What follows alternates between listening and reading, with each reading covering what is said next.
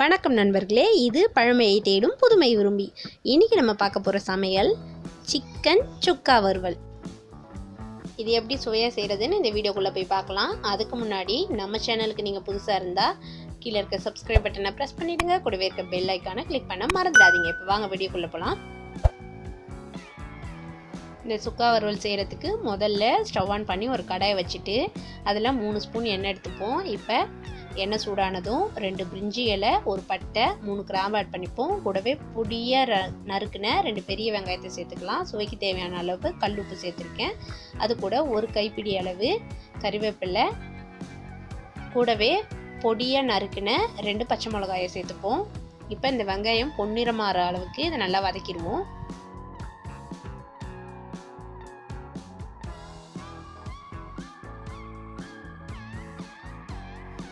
வெங்காயம் பொன்னிறமானதும் இதில் ஒரு பெரிய சைஸ் தக்காளியை பொடியாக நறுக்கி சேர்த்துருக்கேன். தக்காளி வேணும்னு நினைக்கிறவங்க தக்காளி சேர்க்க தேவையில்லை. எனக்கு இந்த சுக்கா வறுவலில் தக்காளியோட டேஸ்ட் பிடிக்குன்றதுனால நான் ஒரு பெரிய சைஸ் தக்காளி சேர்த்துருக்கேன். இப்போ இந்த தக்காளி சீக்கிரம் வதங்கிறதுக்காக இது ஒரு 2 நிமிஷம் மூடி வைப்போம்.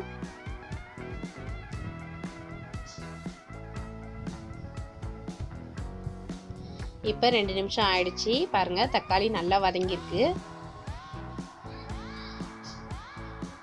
இப்போ நான் ஒரு மிக்சி ஜாரில் ஒரு 10 பூண்டு பல், ஒரு துண்டு இஞ்சை நல்லா கொரகொரப்பாக அரைச்சி வச்சுருக்கேன். எப்போயுமே நான் பூண்டு தோல் நீக்க மாட்டேன், அதனால் கொஞ்சம் கொரகொரப்பாக தான் அரைப்பேன். அதை இது கூட சேர்த்துக்கலாம். அந்த இஞ்சி பூண்டோட பச்சை வாசம் போகிற அளவுக்கு அதை நல்லா வதக்கிடுவோம். அடுத்து சிக்கனை தோலெல்லாம் நீக்கிட்டு 3லேருந்து 4 முறை கழுவி எடுத்து வச்சுருக்கேன்.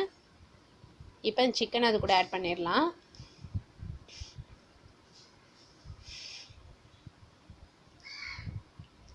இப்போ தேவையான மசாலா சேர்த்துருவோம்.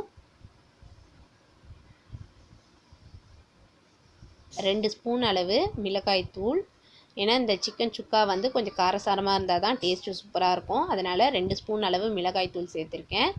கூடவே அரை ஸ்பூன் அளவு மஞ்சள் தூள், 1 ஸ்பூன் தனியாத்தூள் சேர்த்து கொஞ்சமாக தண்ணி சேர்த்துக்கலாம். ஏன்னா சிக்கன் தண்ணி விடும். அதனால் நம்ம தண்ணி அதிகமாக சேர்க்கக்கூடாது. அதனால் கொஞ்சமாக தண்ணி சேர்த்து இது எல்லாத்தையும் நல்லா மிக்ஸ் பண்ணிடுவோம்.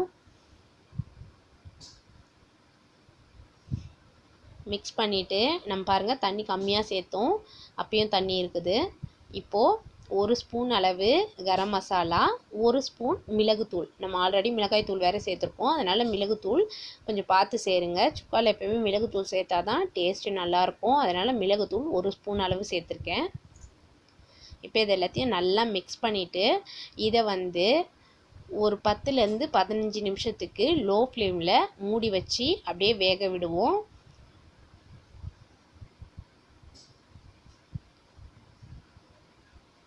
இப்போது 15 நிமிஷம் ஆயிடுச்சு. பாருங்கள், தண்ணியெல்லாம் சுத்தமாக சுண்டி நல்லா ட்ரையாக இருக்குது.